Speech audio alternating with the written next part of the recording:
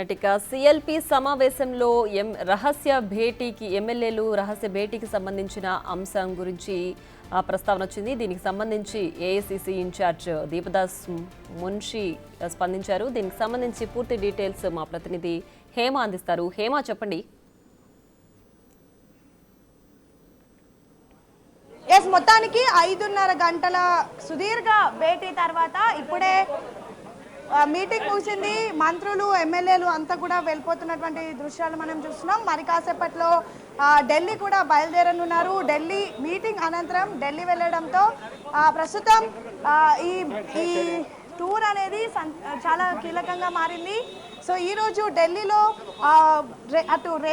అటు ముఖ్యమంత్రి రేవంత్ రెడ్డితో పాటు దీపదాస్ మున్షి, టీపీసీసీ చీఫ్, మిగతా మంత్రులు కూడా వెళ్ళనున్నారు. సో ప్రధానంగా ఈ మరికొద్ది రోజుల్లో ఏర్పాటు చేయబోయేటటువంటి బీసీ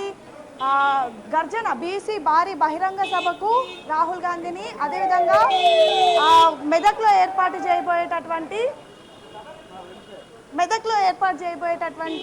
మీటింగ్కి ఖర్గేని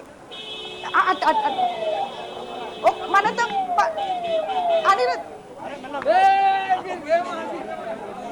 ఈరోజు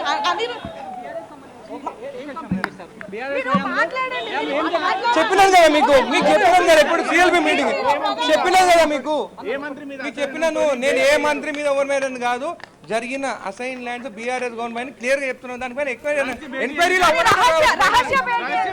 రహస్య భేటీ కాదు అది. దయచేసి ఒకటి చెప్తున్నాను, మీకు అందరికి దండం పెట్టి చెప్తాను. రహస్య భేటీ కాదు. రహస్య భేటీ అంటే ఎక్కడ ఫామ్ హౌస్ లో పోయి కూర్చుంటారు. ఊరు సెంటర్ లో ఎవరు కూర్చోరు. ఊర్లో సెంటర్ పోయి నువ్వు కింద కూర్చొని తిన్నాము. మీరు కాదు వీడియో తెచ్చుకొని ఇంకోతో అసైన్ కాదు.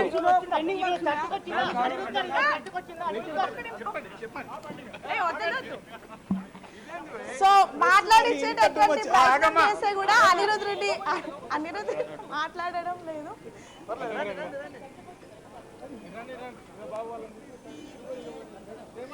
దించు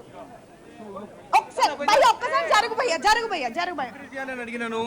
దాని తర్వాత గత బీఆర్ఎస్ గవర్నమెంట్ లో కొన్ని 100 ఎకరాలు నా కాన్స్టిట్యున్సీ అసైన్డ్ ల్యాండ్స్ అంటే సీలింగ్ ల్యాండ్స్ డిక్లేర్ చేసి పట్టాలు చేసుకున్నారు. దానిపైన క్లియర్ గా ఎంక్వైరీ చేయాలని చెప్పినాను.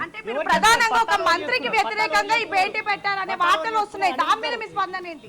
నేను పేరు ఎవరు చెప్పలేదు. ఎంక్వైరీ చేస్తే ఎంక్వైరీలో ఎవరు ఉన్నారు అనేది, బీఆర్ఎస్ ప్రభుత్వంలో ఎవరు ఉన్నారు అనేది, ఎవరిపైన రిజిస్ట్రేషన్ అనేది అన్ని బయటపడతాయి.